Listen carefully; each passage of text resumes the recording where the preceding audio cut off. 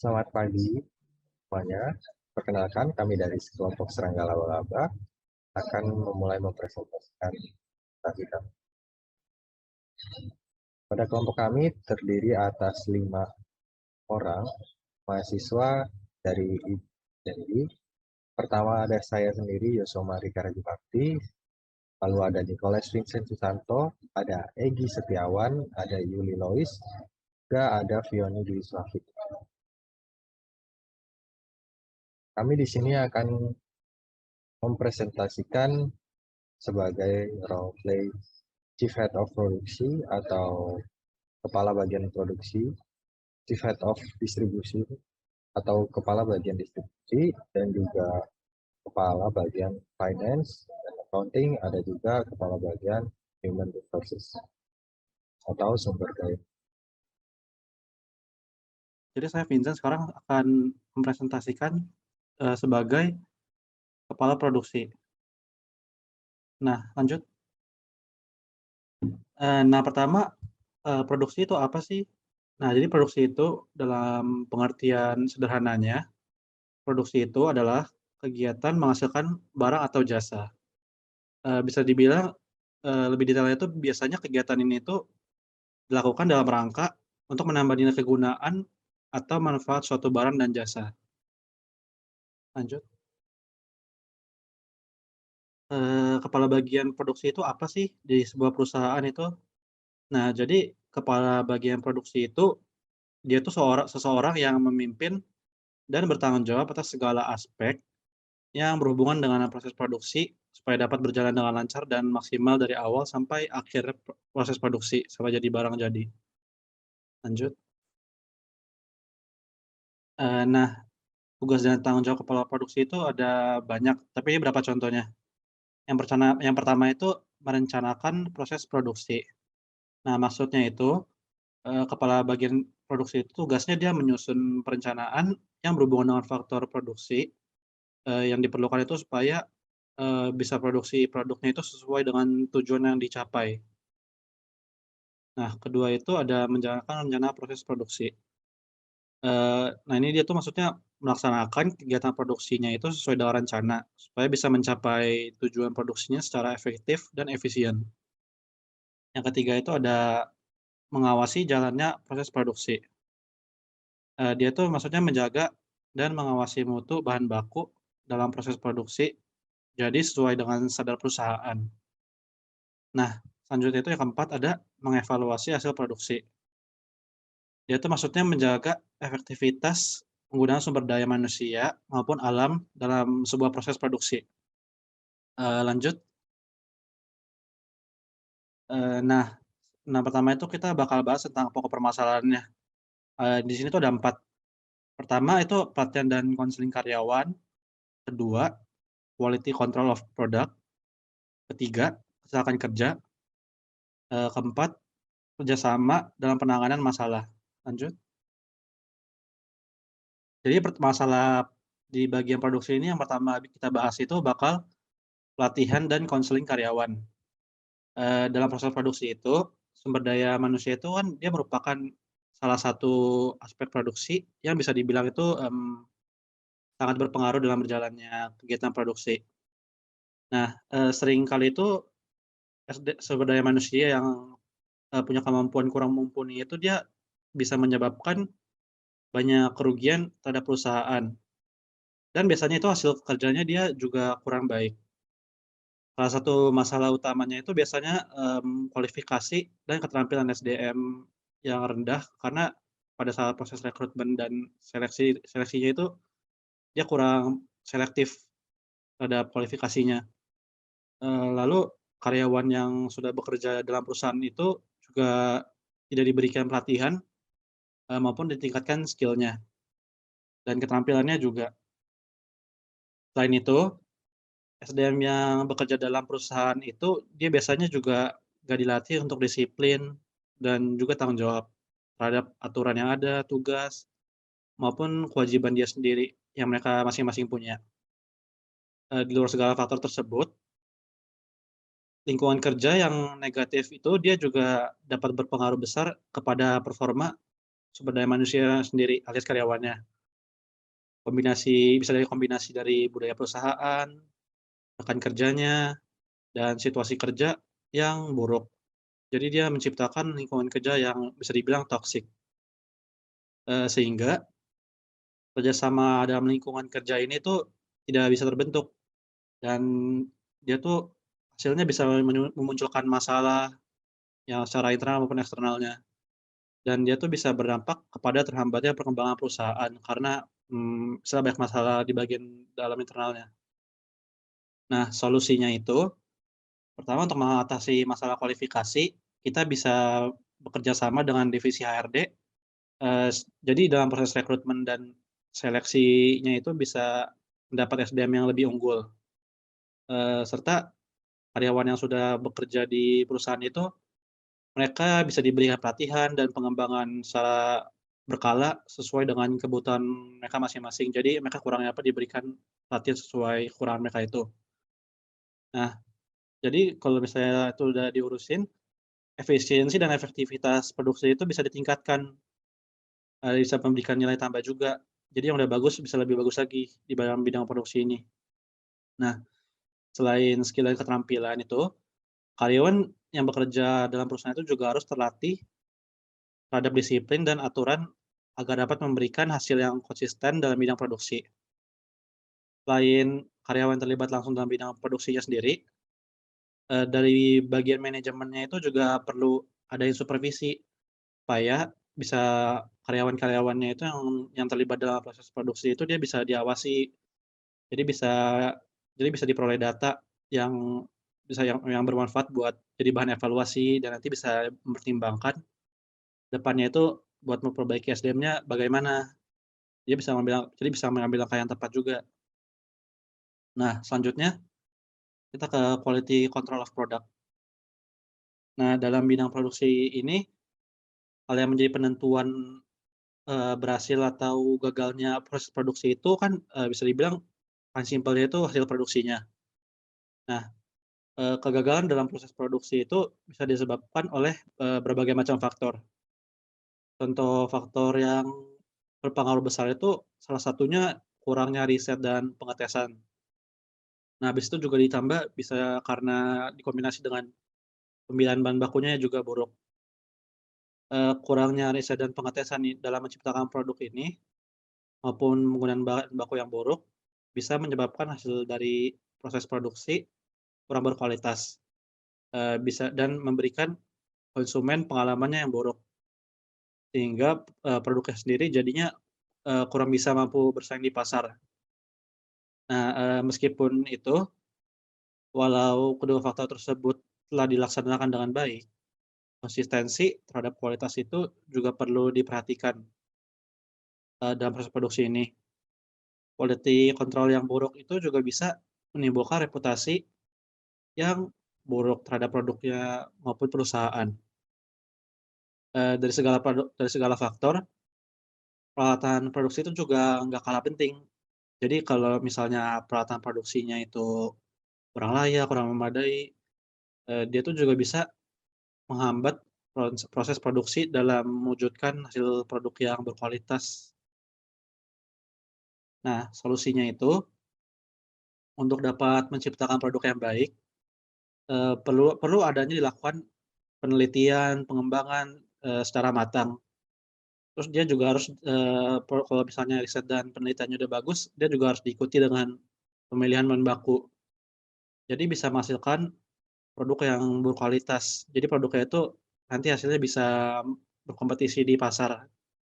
Nah, pengawasan terhadap konsistensi kualitas hasil produk itu juga harus terus-menerus diperhatikan, alias quality control, supaya konsumennya itu bisa dapat pengalaman yang baik.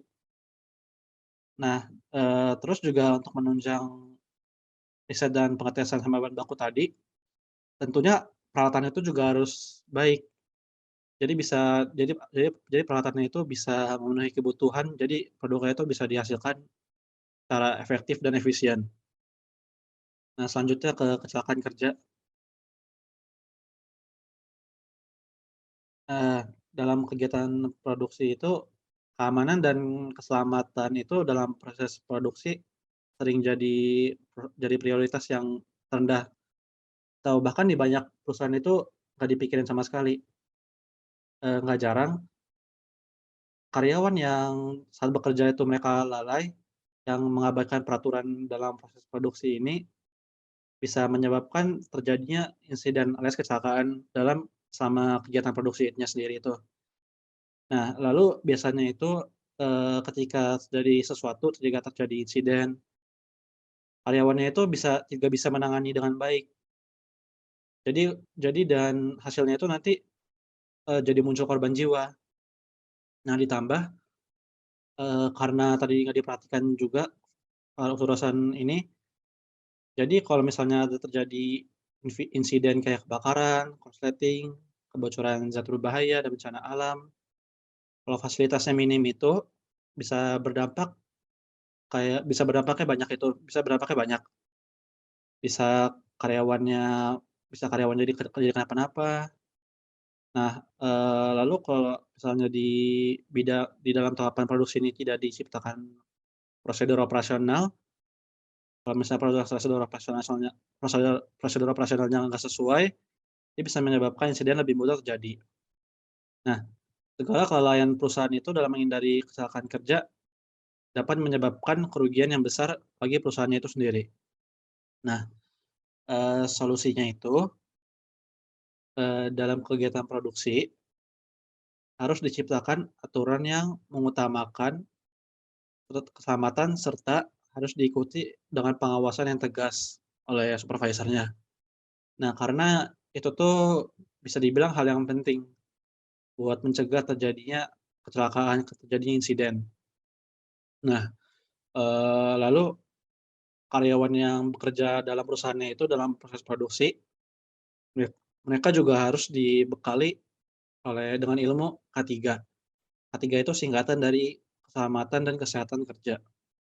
Eee, Ilmu K3 itu sangat penting, soalnya kalau misalnya karyawan dibekali dengan itu, mereka bisa menghindari terjadinya kecelakaan kerja, sama mereka pun kalau misalnya terjadi kenapa-napa, mereka mampu bertindak, mereka mereka tahu harus ngapain.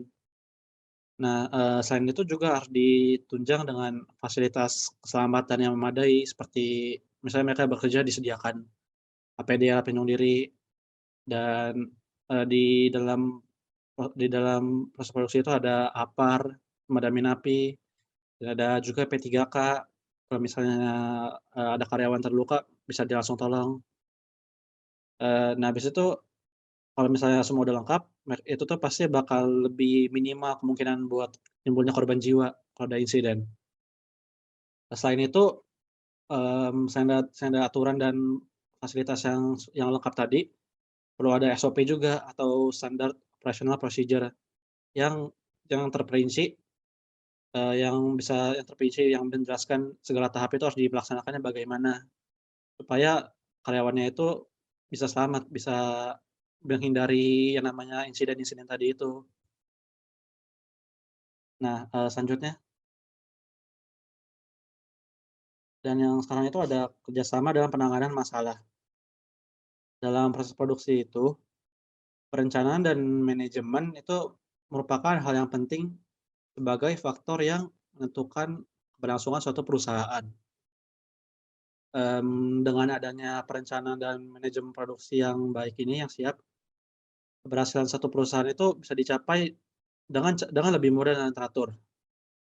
Tapi, tentunya buat menyusun perencanaan yang baik ini, banyak tantangan dan masalah yang harus dihadapi. Nah, menyelesaikan masalah-masalah dalam bidang produksi itu merupakan hal yang sulit tentunya, terutama jika dilakukan secara individual dalam perusahaannya itu. Nah, oleh karena itu, dibutuhkan kerjasama untuk dapat menyelesaikannya itu.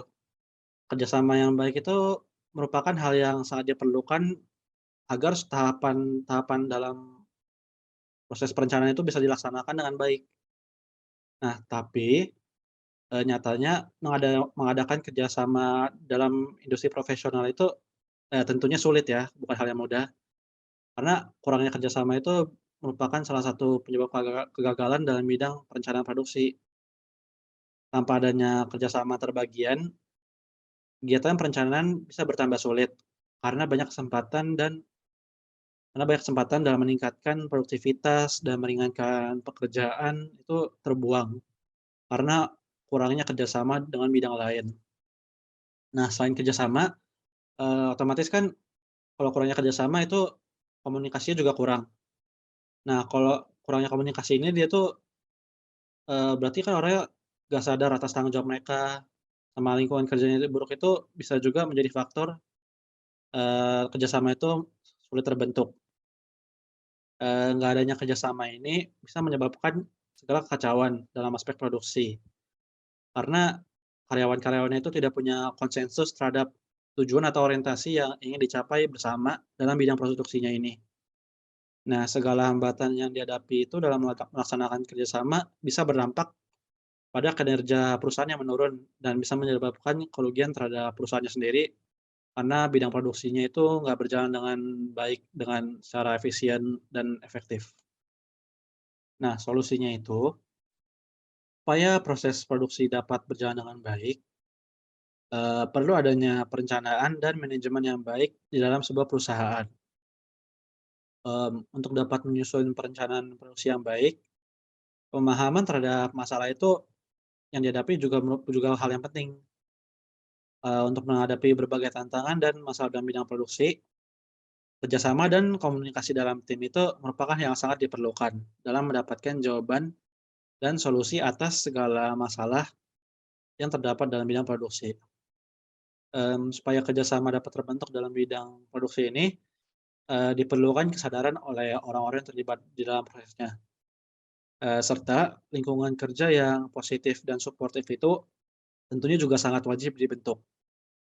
Dengan berhasilnya dibentuknya kerjasama ini, bidang produksi pasti dapat berjalan dengan baik karena setiap bidang produksi itu, memiliki satu tujuan yang dicapai bersama dan kegiatan produksi itu dapat berjalan dengan lancar, secara efektif dan efisien sehingga perusahaannya sendiri dapat terus maju dan berkembang. Itu sekian dari saya.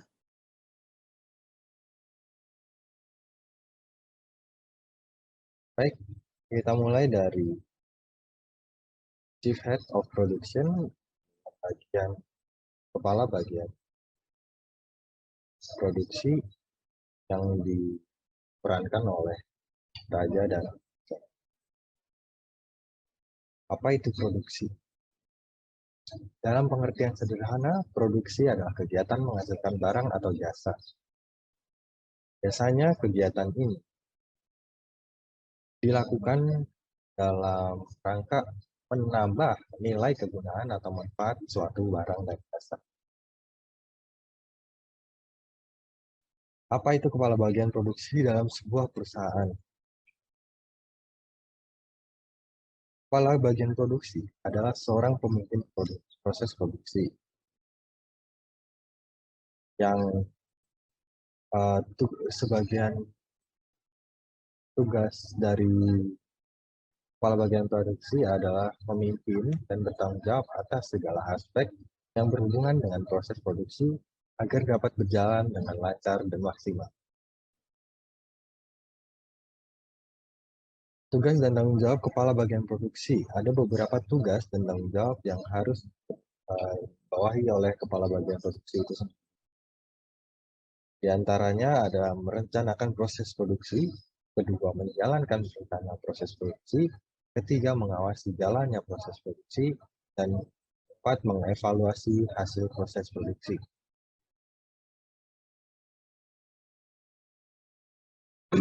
Merencanakan proses produksi. Susun perencanaan mengenai faktor produksi yang diperlukan untuk produksi produk agar sesuai dengan tujuan yang dicapai oleh sebuah perusahaan. Jadi, tugas dan tanggung jawab kepala bagian produksi adalah susun dari awal rencana dari faktor produksi yang diperlukan agar perusahaan bisa menghasilkan produk yang sesuai dengan kriteria dan kualitas yang telah ditentukan. Kedua, menjalankan rencana proses produksi sudah menjadi sebuah tugas dan tanggung jawab juga bagi kepala bagian produksi untuk ikut serta melaksanakan kegiatan produksi sesuai dengan rencana yang sudah kita awal direncanakan untuk mencapai tujuan secara efektif dan efisien. Yang ketiga, mengawasi jalannya proses produksi juga merupakan tugas dan tanggung jawab kepala bagian produksi, yang berarti kepala bagian produksi juga harus menjaga dan mengawasi mutu dari bahan baku dalam proses produksi agar sesuai dengan standar kualitas produk yang akan diproduksi oleh perusahaan. Dan juga terakhir yang paling penting yaitu mengevaluasi hasil proses produksi. Karena dari setiap proses produksi pasti akan ada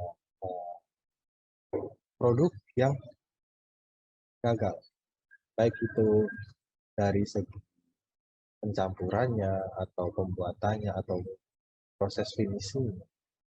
Kita selalu mencek ulang, yang artinya dalam hal ini sudah menjadi tugas dan tanggung jawab kepala bagian produksi untuk menjaga efektivitas penggunaan sumber daya manusianya maupun sumber daya alamnya dalam proses produksi agar hasil proses produksi tetap terjaga kualitas.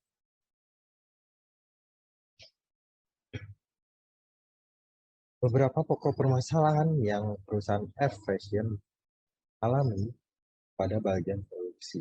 Salah satunya ada pelatihan dan konseling karyawan, quality control of product, kecelakaan kerja, dan kerjasama dalam penanganan. Pelatihan dan konseling karyawan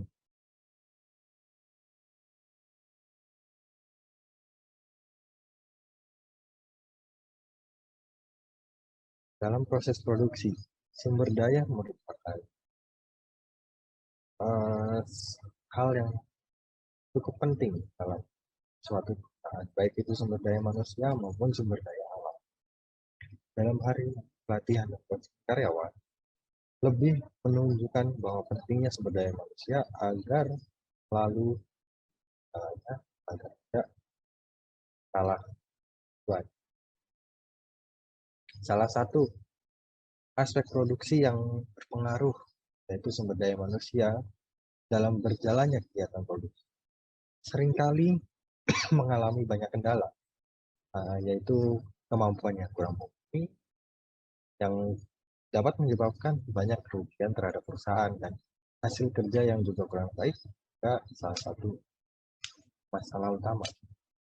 Maka dalam kualifikasi dan keterampilan SDM yang rendah pada saat proses rekrutmen, kita melakukan selektif yang menerapkan kualifikasi lebih tinggi. Lalu karyawan yang sudah bekerja dalam perusahaan tidak diberikan pelatihan. Maka kita akan tambahkan agar ketika ada karyawan yang sudah bekerja di perusahaan untuk melakukan pelatihan terus agar jaga kualitas dari hasil produksi.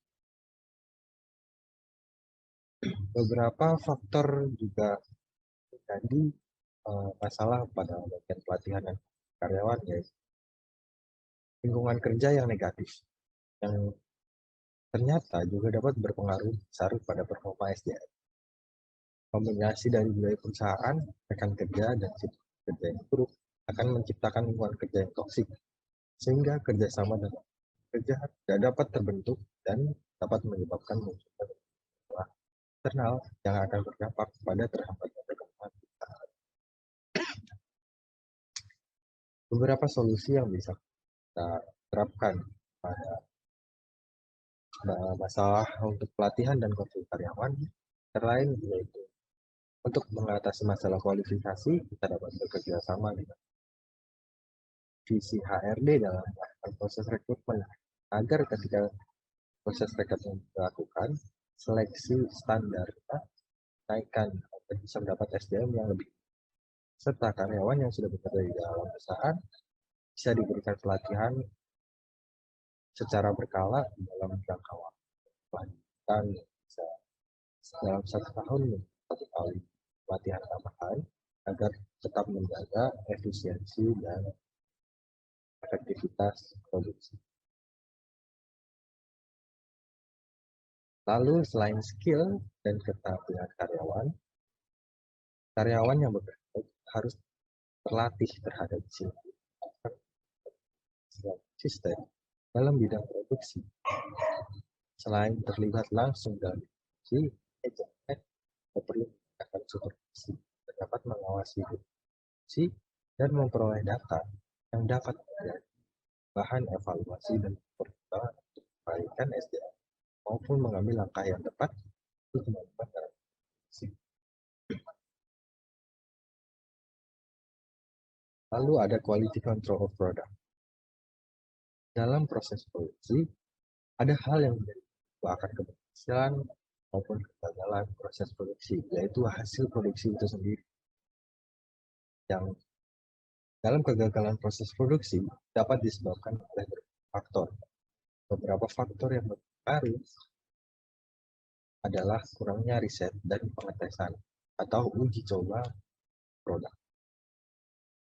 Dalam pemilihan bahan baku yang buruk, kurangnya riset dan pengetesan menciptakan produk maupun bahan baku buruk akan menyebabkan hasil dari proses produksi kurang berkualitas dan sehingga menyebabkan produk kurang memenuhi. Meskipun itu, walau kedua faktor tersebut telah dilaksanakan dengan baik, konsistensi terhadap kualitas memerlukan perhatian dalam proses produksi. Quality control yang buruk akan memberikan reputasi yang terhadap produk perusahaan. Dari segala faktor, peralatan produksi yang tidak layak atau memadai juga akan berdampak untuk menghambat proses produksi dalam mewujudkan hasil produksi yang baik dan berkualitas. Lalu solusi untuk beberapa masalah tersebut terdapat pada ciptakan produk yang baik perlu dilakukan penelitian dan pengembangan secara matang, diikuti dengan pemilihan bahan baku yang baik supaya dapat menghasilkan produk berkualitas yang mampu berkompetisi di pasar. Pengawasan terhadap konsistensi kualitas hasil produk juga harus terus-menerus diperhatikan agar konsumen mendapat pengalaman yang baik terhadap produk. Lalu untuk menunjang proses produksi, peralatan yang digunakan untuk proses produksi harus dapat kebutuhan agar menghasilkan produk yang sesuai secara efektif dan efisien.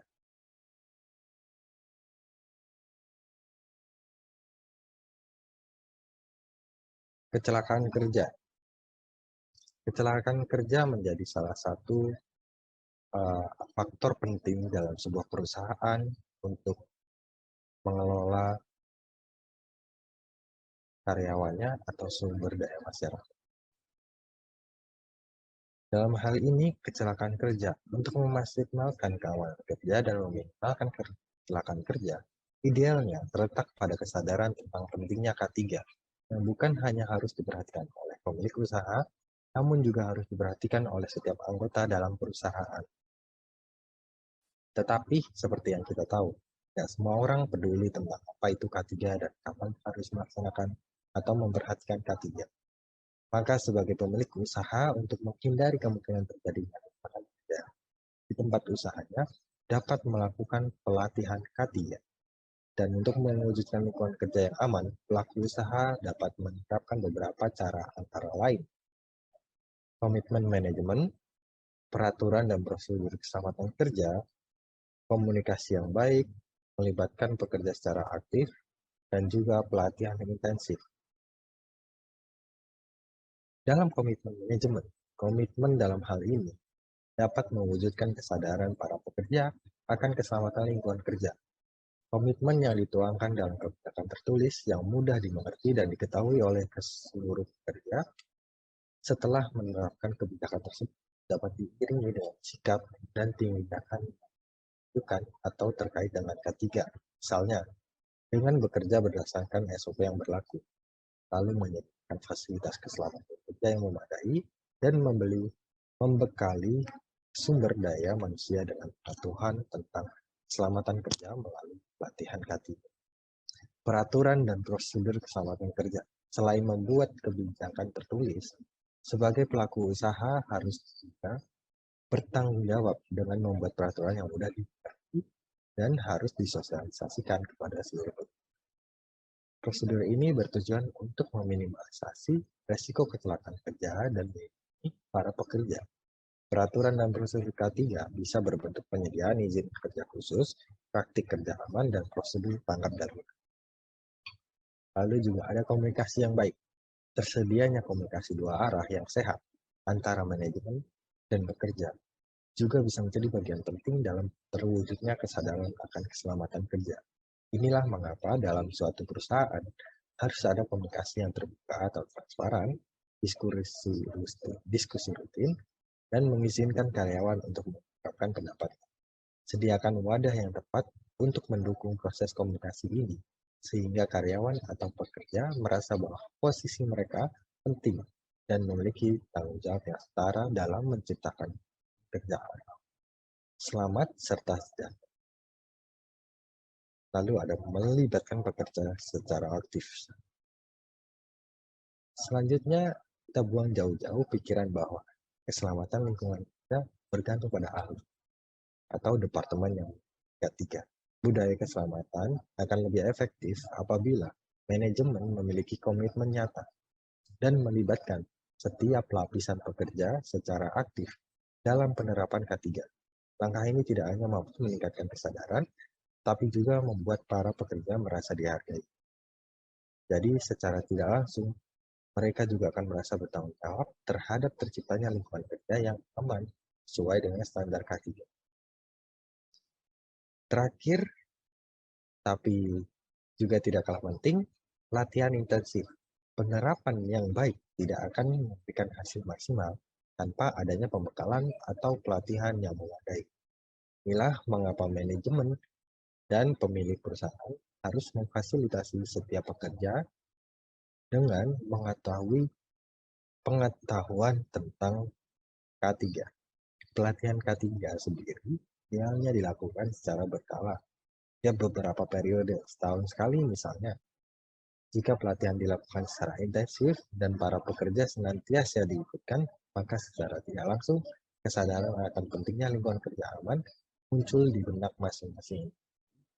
Untuk dapat pelatihan yang tepat serta sertifikat yang sah dan diakui pemerintah, kita bisa melakukan kerjasama dengan lembaga pelatihan seperti beberapa lembaga pemerintah yang lain.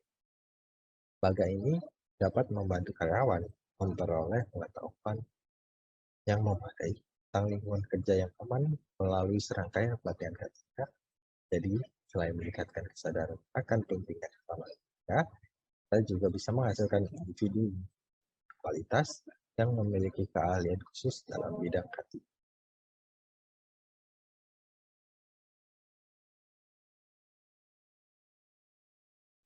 Kerjasama dalam penanganan masalah juga menjadi salah satu pokok masalah dalam bidang produksi.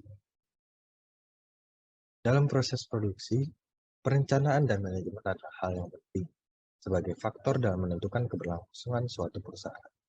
Dengan adanya perencanaan dan manajemen produksi yang baik, keberhasilan suatu perusahaan dapat dicapai dengan lebih mudah dan teratur. Tapi untuk menyusun perencanaan yang baik, banyak tantangan dan masalah yang harus dihadapi. Menyelesaikan masalah dalam bidang produksi merupakan hal yang sulit, terutama jika dilakukan secara individual. Oleh karena itu dibutuhkanlah kerjasama untuk dapat menyelesaikan semuanya. Kerjasama yang baik merupakan sebuah hal yang sangat diperlukan agar setiap tahapan dapat dilaksanakan dengan baik. Namun, nyatanya mengadakan kerjasama dalam industri profesional bukan hal yang mudah. Kurangnya kerjasama merupakan salah satu penyebab kegagalan dalam bidang perencanaan produksi. Tanpa adanya kerjasama antar bagian, kegiatan perencanaan bertambah sulit karena banyak kesempatan dalam meningkatkan kualitas dan meringankan pekerjaan yang terbuang akibat kurang kerjasama. Juga kurang komunikasi, ketidaksadaran akan jawab dan yang buruk merupakan beberapa faktor yang alasan sulitnya terbentuk kerjasama. Tidak adanya kerjasama dapat menyebabkan kekacauan dalam segala aspek produksi karena tidak adanya konsensus terhadap tujuan atau orientasi yang ingin dicapai dengan bersama-sama di dalam bidang proses produksi. Segala hambatan yang dihadapi dalam melaksanakan bersama akan berdampak pada kinerja yang menurun dan dapat menyebabkan kerugian terhadap perusahaan karena bidang produksi tidak dapat berjalan secara efektif dan efisien. Supaya proses produksi dapat berjalan dengan baik, perlu adanya perencanaan dan manajemen yang di dalam sebuah perusahaan untuk dapat menyusun rencana. Pemahaman terhadap masalah yang dihadapi merupakan hal yang penting untuk menghadapi berbagai dan masalah dan kerjasama dan komunikasi dalam tim merupakan hal yang sangat penting dalam mendapatkan jawaban dan solusi atas segala masalah yang terdapat di dalam bidang produksi.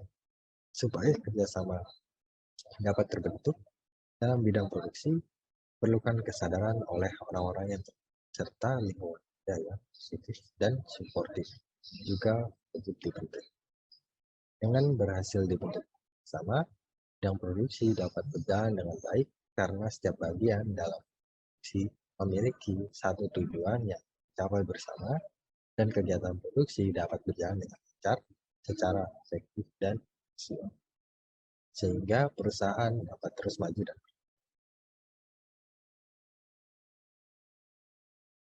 dan untuk presentasi selanjutnya Egy Setiawan.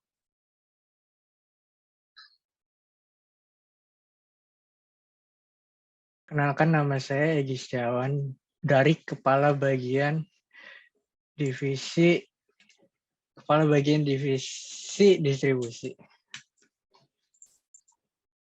Apa itu distribusi dalam perusahaan? Distribusi adalah proses marketing yang tak boleh dilewatkan begitu saja. Distribusi adalah kegiatan yang sangat penting untuk semua jenis industri atau layanan. Distribusi adalah bagian paling awal dalam proses pemasaran produk. Dalam pelaksanaannya, distribusi adalah bagian dari proses pemasaran yang dapat memberikan nilai tambah pada produk. Manfaat distribusi adalah menciptakan kelancaran arus pemasaran. Distribusi adalah penghubung antara kegiatan produksi dan konsumsi.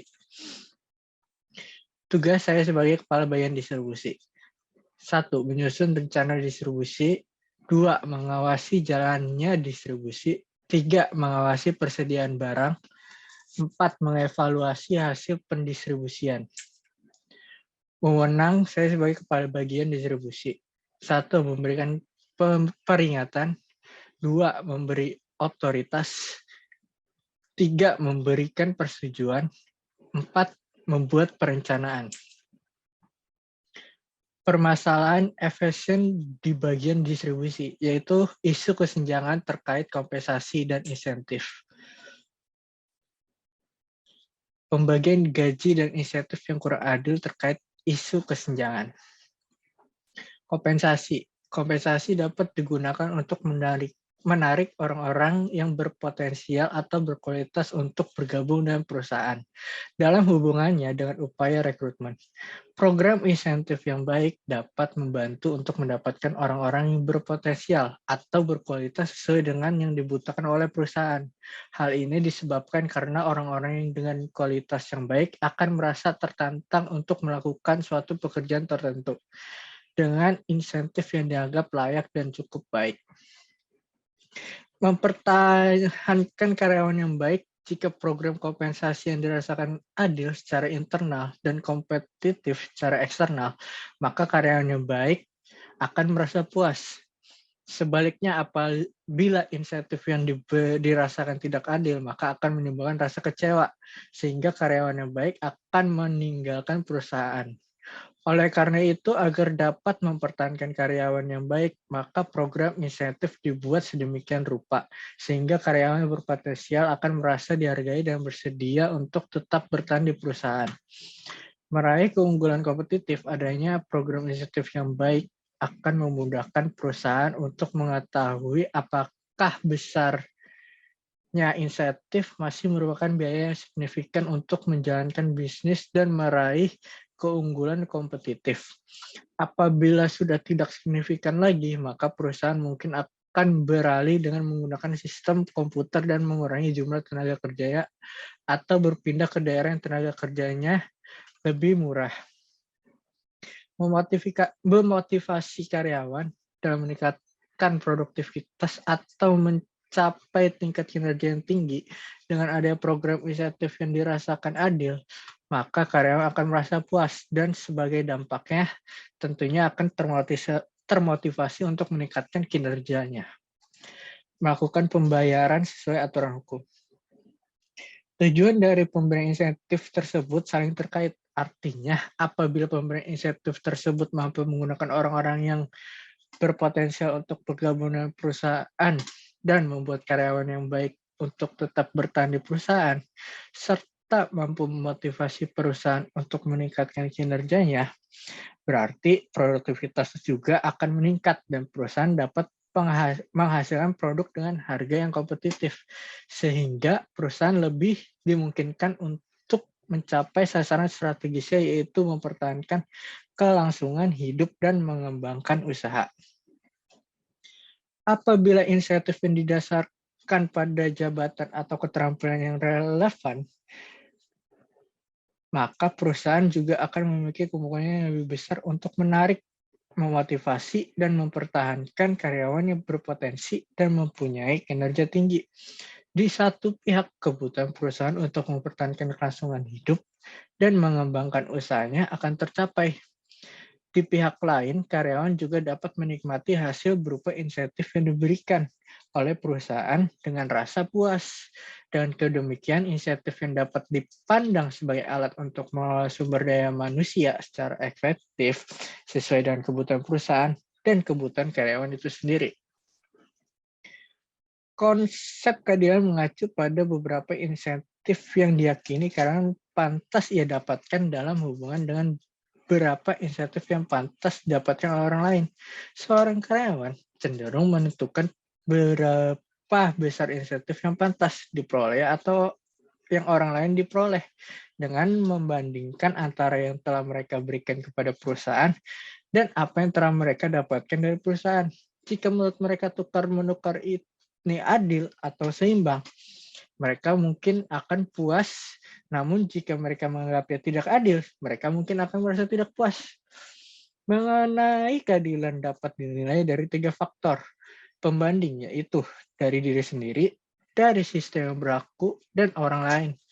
Memang menggunakan diri sendiri sebagai faktor pembanding merupakan cara yang subjektif, karena tujuan, harapan, cita-cita, dan persepsi sendiri tentang berbagai jenis kebutuhan yang menjadi kriteria. Menjadi demikian, pemimpin perusahaan perlu juga mempertimbangkan persepsi seorang karyawan mengenai dirinya sendiri, karena kemungkinan persepsi karyawan tentang dirinya sendiri mengandung suatu kebenaran juga.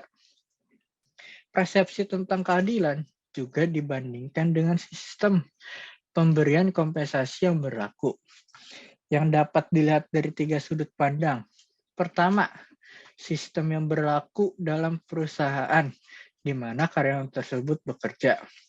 Mengenai sistem berlaku dalam perusahaan, biasanya karyawan ini ingin mengetahui apakah sistem pemberian kompensasi yang berlaku sudah didasarkan pada kewajaran, sudah dikaitkan dengan beratnya tanggung jawab, sifat pekerjaan, pendapat pekerja, dan kemampuan organisasi yang bersangkutan. Yang dimaksud dengan kewajaran ialah besarnya kompensasi yang memungkinkan karyawan hidup secara manusiawi dengan harkat, martabat, dan tingkatan masing-masing.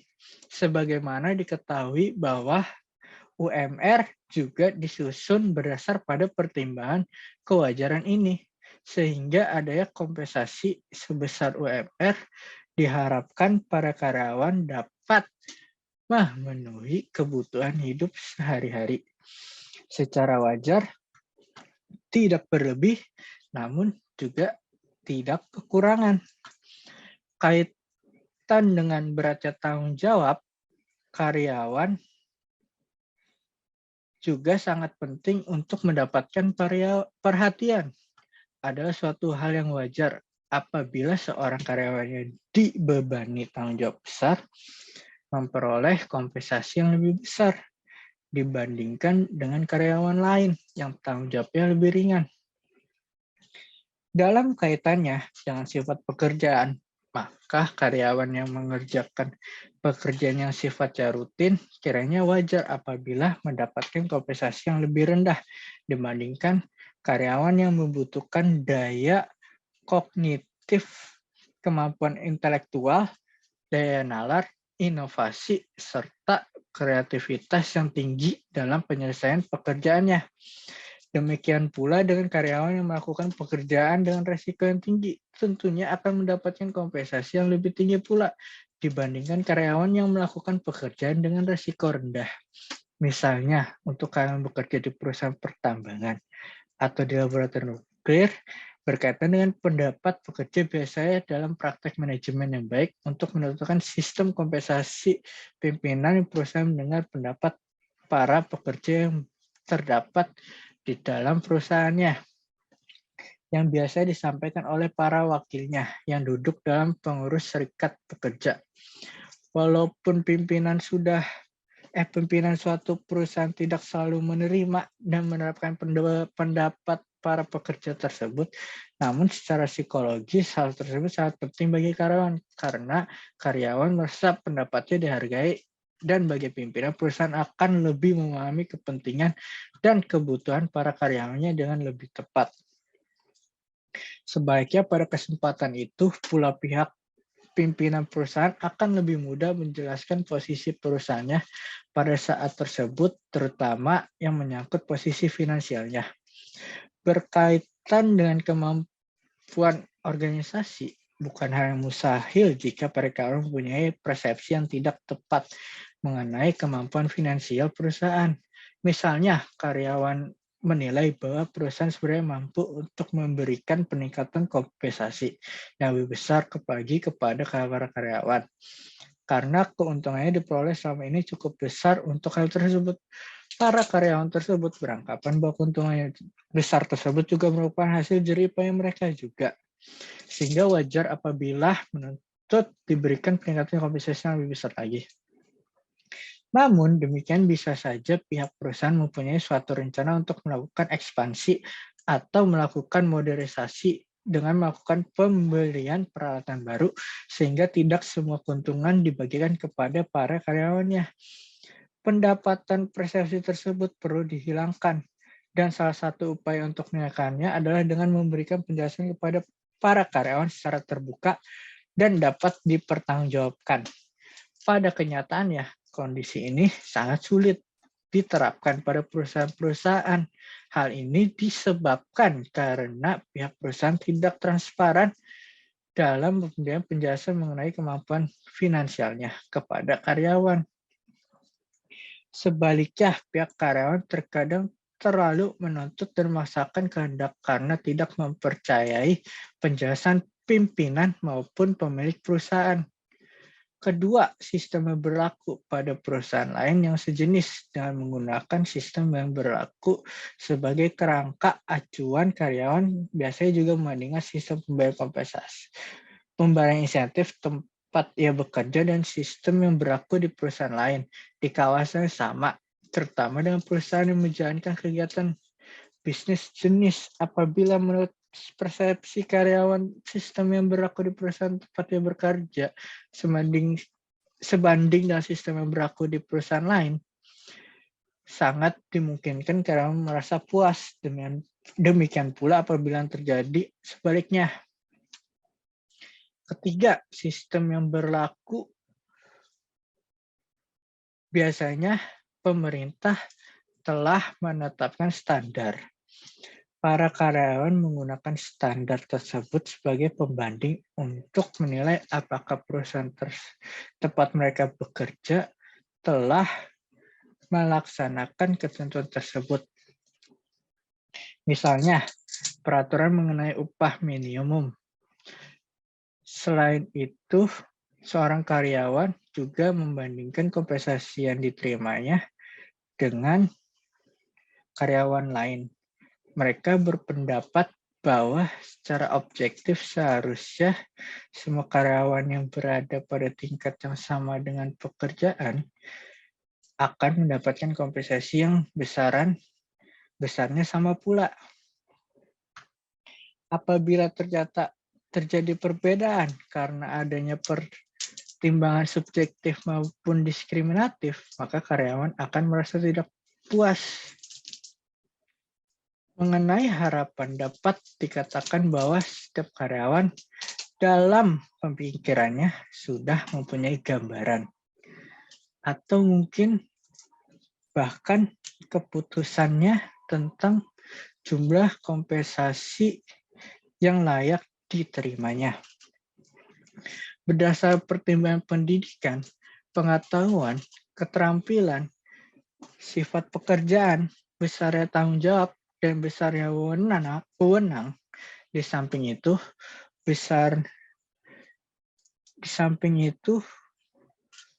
besarnya kebutuhan akan sandang dan pangan perumahan biasanya jadi harapan didasarkan pada keinginan karyawan agar kompensasi yang diterima dari perusahaan memungkinkannya untuk memuaskan berbagai kebutuhan secara wajar. Apabila kompensasi yang diterima ternyata tidak sesuai dengan harapan, maka karyawan menjadi tidak puas. Dari masalah tersebut, jelas bahwa kepuasan akan tercapai apabila pemberian insentif tidak dirasakan adil dan sesuai dengan harapan karyawan. Jadi, jika perusahaan ingin menarik karyawan baru dan mempertahankan karyawan yang berpotensial dan mempunyai keterampilan, maka insentif yang ditawarkan seharusnya kurang lebih sama dengan karyawan lainnya dalam perusahaan yang setara. Dengan kata lain, ada keadilan eksternal. Apabila sistem insentif didasarkan pada kinerja, maka harus disertai dengan metode pengukuran kinerja karyawan yang akurat dan terbuka, sehingga karyawan secara jelas dapat melihat hubungan kinerja dengan insentif. Tingkat insentif juga harus ditinjau kembali secara terus-menerus dan diperbarui jika perlu.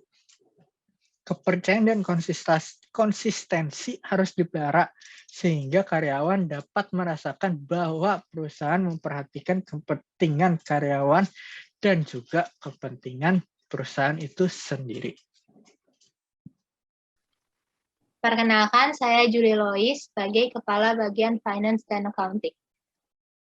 Selanjutnya, tugas utama Finance dan Accounting, yaitu adalah bertanggung jawab atas kebenaran semua transaksi finansial yang masuk ke dalam buku besar, memastikan bahwa saldo yang tersisa adalah benar, juga memastikan bahwa laporan keuangan perusahaan yang dibuat akurat. Selanjutnya, pokok permasalahan fee passion bagi finansial dan accounting, yaitu perencanaan karir. Kenapa perencanaan karir menjadi hal yang penting untuk diperhatikan? Karena untuk mencapai tujuan perusahaan dibutuhkan yang namanya strategi perusahaan, termasuk di dalam pengelolaan sumber daya manusia atau pengelolaan karyawan di perusahaan itu sendiri, untuk menunjang pengembangan diri karyawan dan menciptakan sumber daya manusia yang baik. Perusahaan harus memperhatikan kebutuhan-kebutuhan yang nantinya dapat memotivasi karyawan untuk terus berkembang. Di antaranya yang harus diperhatikan adalah berikutnya.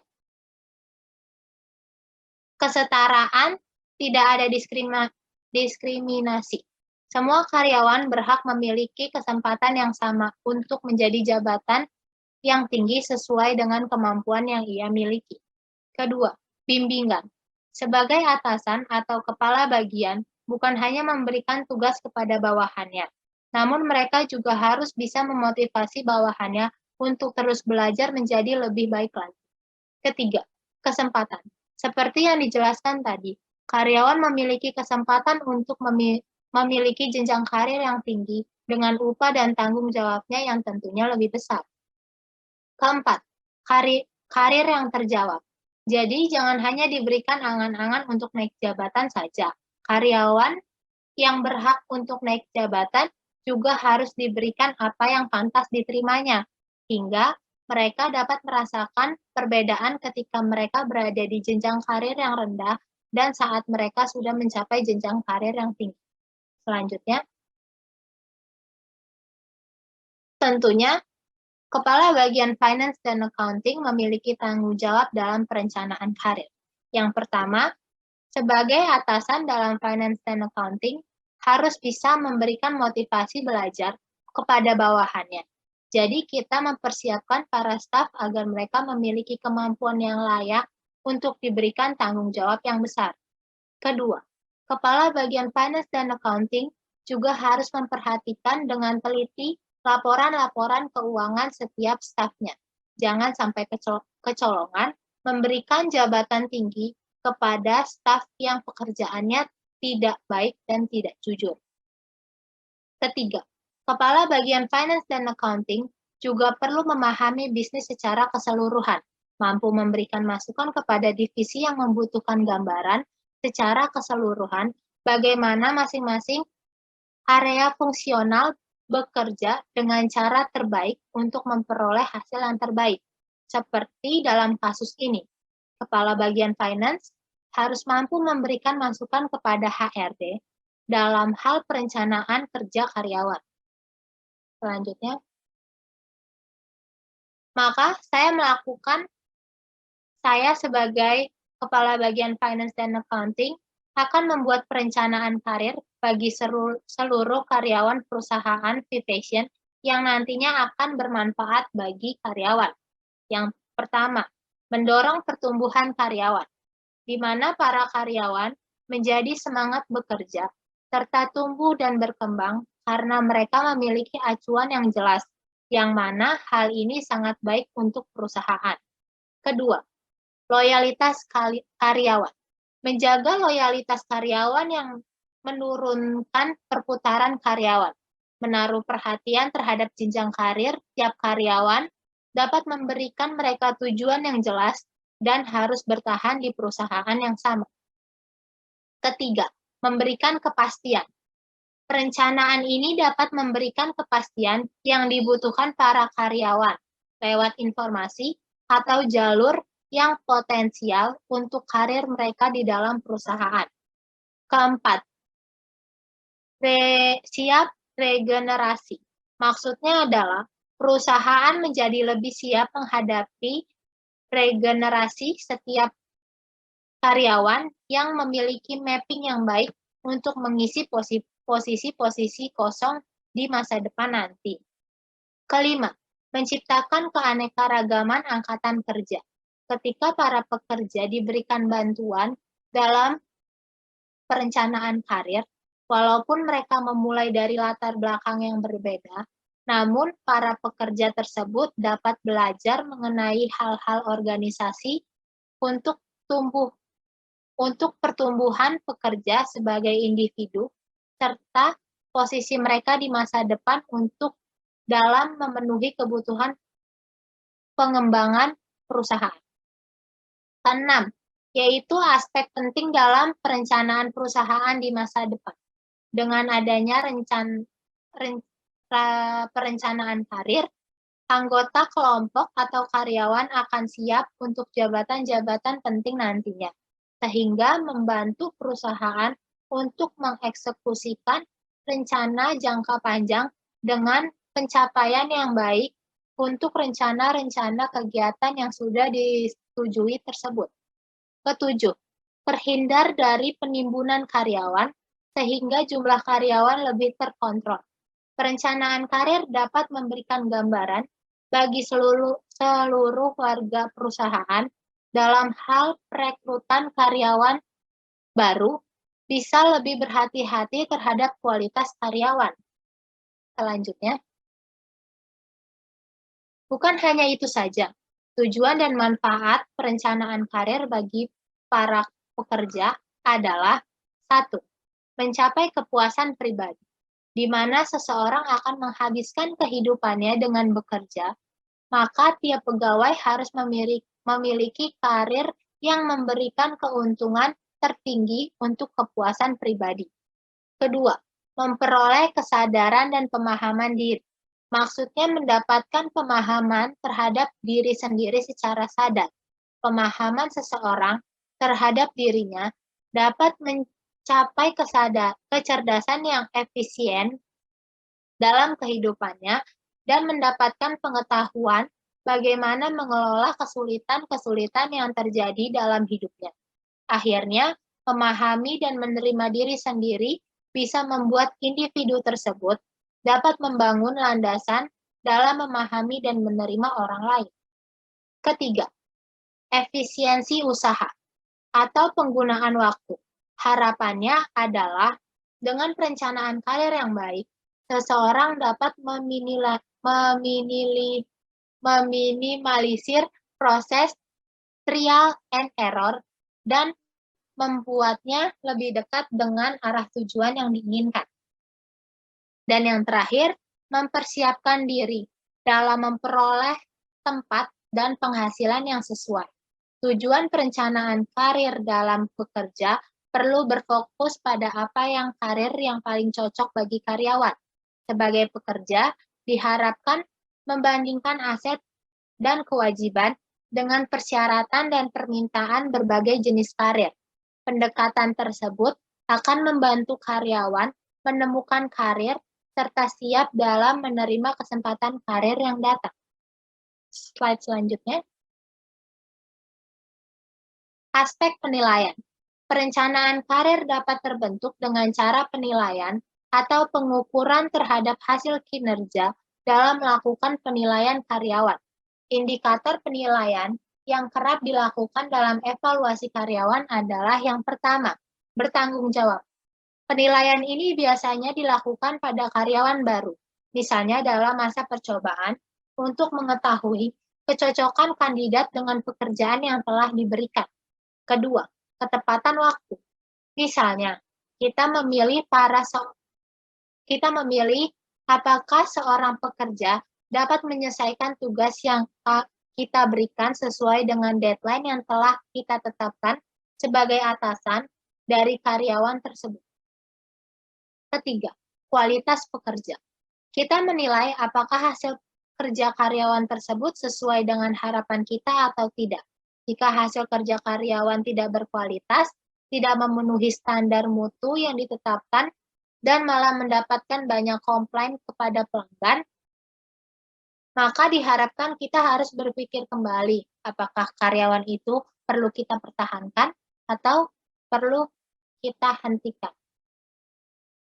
Keempat, presensi atau kehadiran. Kehadiran dapat menggambarkan kedisiplinan dan komitmen karyawan dalam bekerja. Karena itu, presensi tidak hanya diukur dari kehadiran karyawan, tetapi juga ketetapan waktu, masuk dan selesai kerja, keterlambatan yang berulang, mengurangi durasi jam kerja, yang berarti mengurangi produktivitas pekerja tersebut.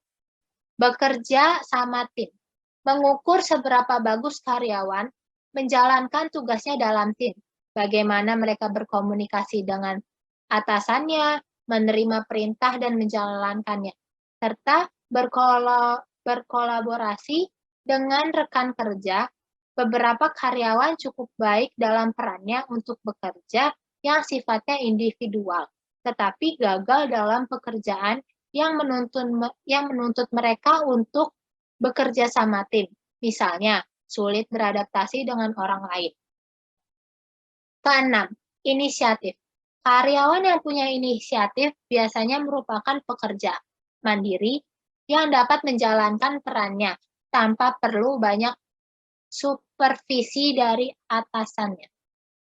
Ketujuh, kepemimpinan karyawan yang memiliki leadership kuat dapat membawa pengaruh positif bagi kerjasama tim, seperti menjaga motivasi anggota, mengefisiensi pekerja, mengatasi hambatan tim lebih cepat.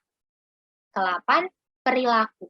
Karyawan yang memenuhi target pekerjaan bisa gagal untuk dipertahankan karena mempunyai perilaku yang buruk di kantor, seperti menolak perintah atasan, sering berkonflik dengan rekan kerja, tidak tepat waktu, bolos kerja tanpa alasan, dan sebagainya.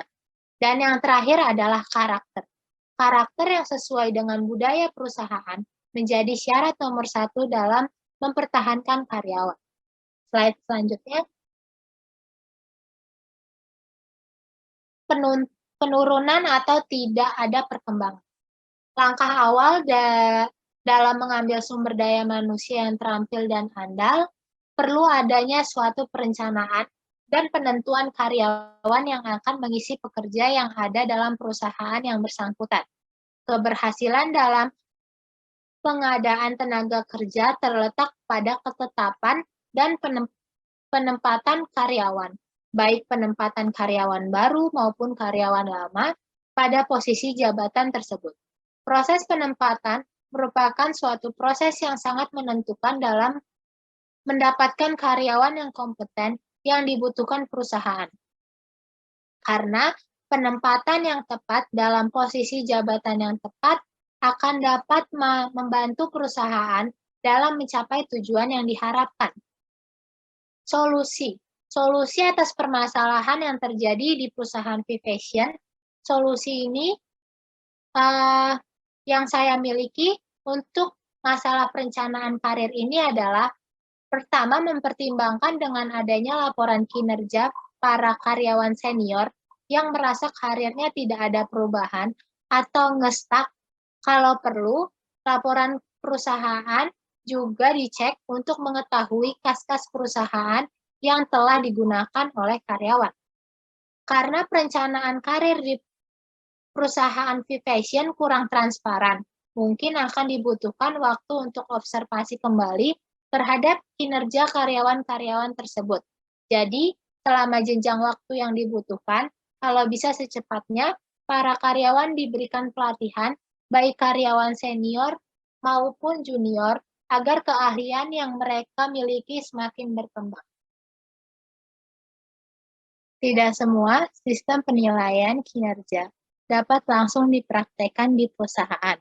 Salah satunya penilaian kinerja 360 derajat, di mana sistem ini memaksa secara tidak langsung akan membuat karyawan merasa kelelahan tanpa memperoleh hasil yang sesuai dengan harapan mereka.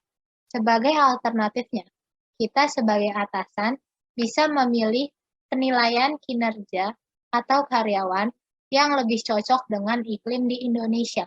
Penilaian karyawan yang ingin ditetapkan perusahaan sebaiknya disesuaikan dengan budaya, iklim, dan nilai-nilai perusahaan, baik ataupun metode penilaian kinerja karyawan secara teori, bila prakteknya tidak bisa membuktikan teori yang bersangkutan. Jangan pilih metode tersebut, pilihlah yang sesuai dengan iklim kerja di perusahaan Anda. Sekian dari saya, terima kasih. Saya Fiani Dwi Safitri. Di sini saya berperan sebagai Kepala Bagian Human Resource Department. Bisa di next. Apa sih itu Kepala Bagian Human Resource Department? Kepala Bagian Human Resource Department atau yang biasa disebut sebagai HRD, yaitu seseorang yang bertanggung jawab atas semua kegiatan dan kebijakan HRD, yang tentunya akan berhubungan dengan manajemen perekrutan, pengembangan dan pelatihan, serta aktivitas lain mengenai karyawan perusahaan. Hal penting yang harus diperhatikan oleh Kepala Bagian HRD yaitu mengenai aturan ketenagakerjaan. Karena aturan ketenagakerjaan di Indonesia ini sendiri seringkali berubah-ubah. Bisa tolong di next. Divisi HRD sendiri hadir dengan tujuan sebagai jembatan penghubung antara karyawan dan perusahaan. Atau dengan kata lain, HRD adalah divisi yang bertanggung jawab mengelola karyawan dalam segala aspek. Sebagai kepala bagian HRD, mereka juga harus melewati pelatihan-pelatihan yang beragam. Pelatihan ini ditunjukkan agar menghasilkan kepala bagian HRD yang kompeten sehingga dapat meningkatkan produktivitas dan efektivitas kepersonaliaan suatu perusahaan.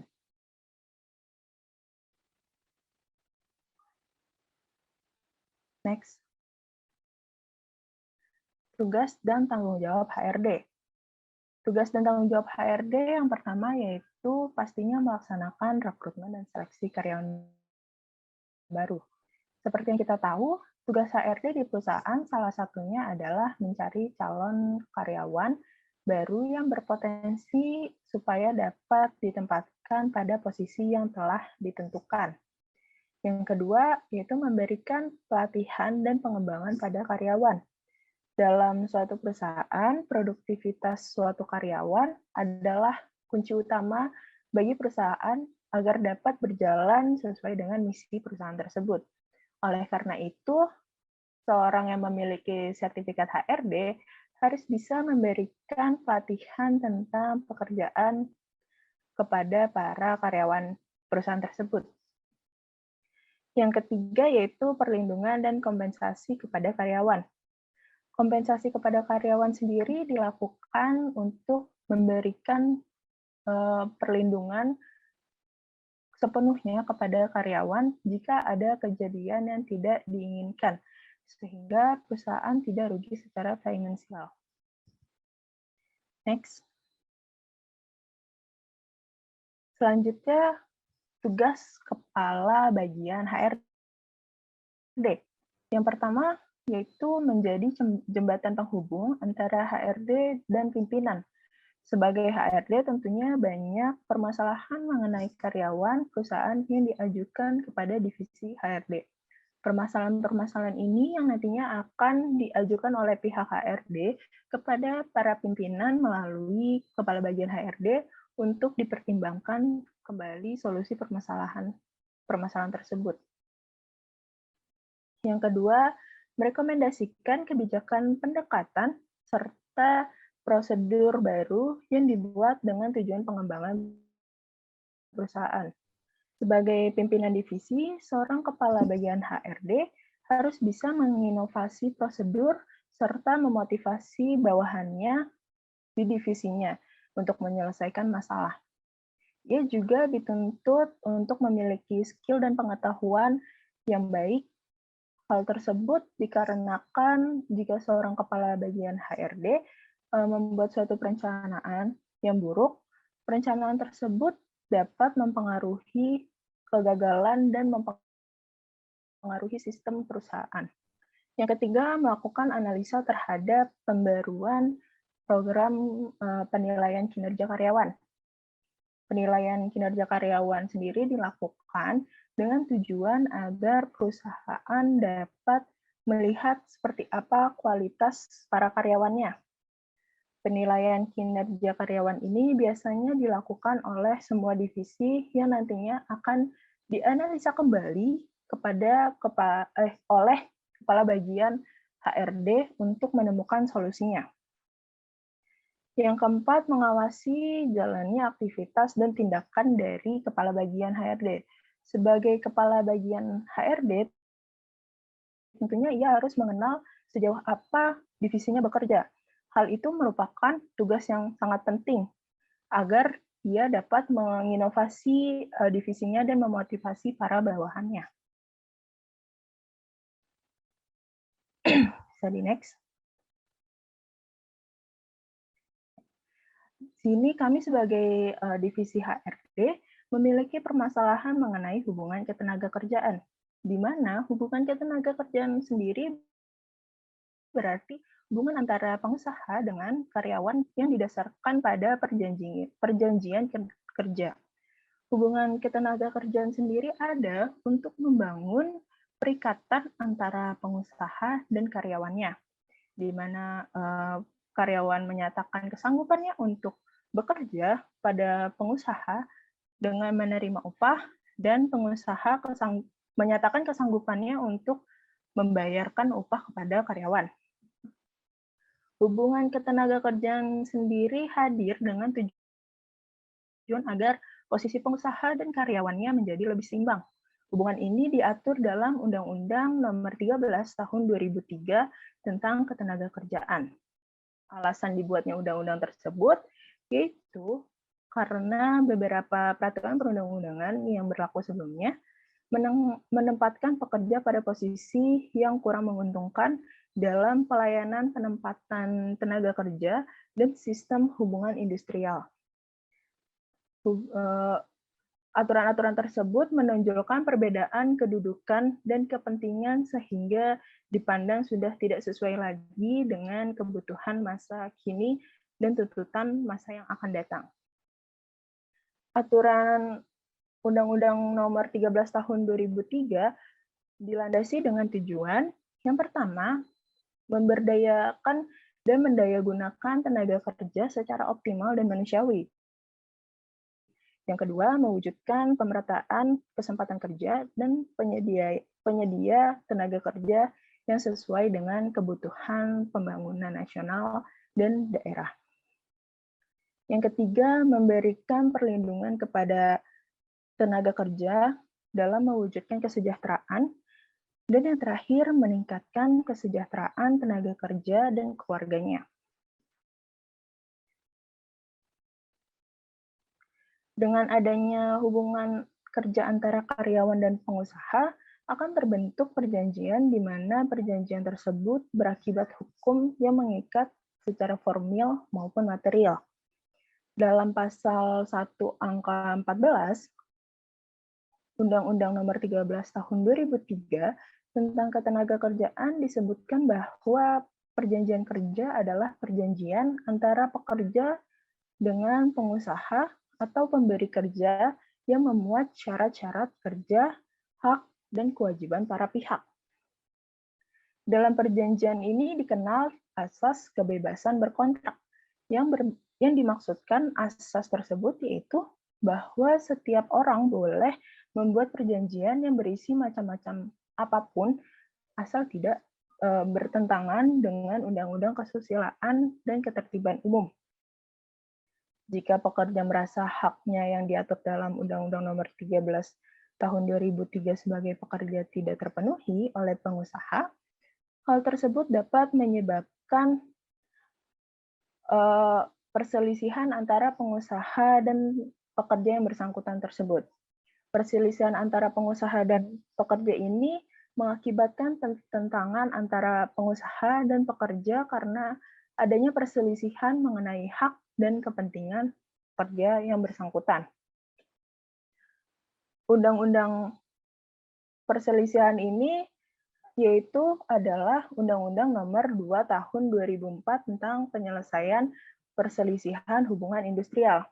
Undang-undang ini berlaku mulai tanggal 14 Januari tahun 2005 yang dimaksudkan untuk memberikan suatu pelayanan penyelesaian perselisihan hubungan industrial yang cepat, tepat, adil, dan murah.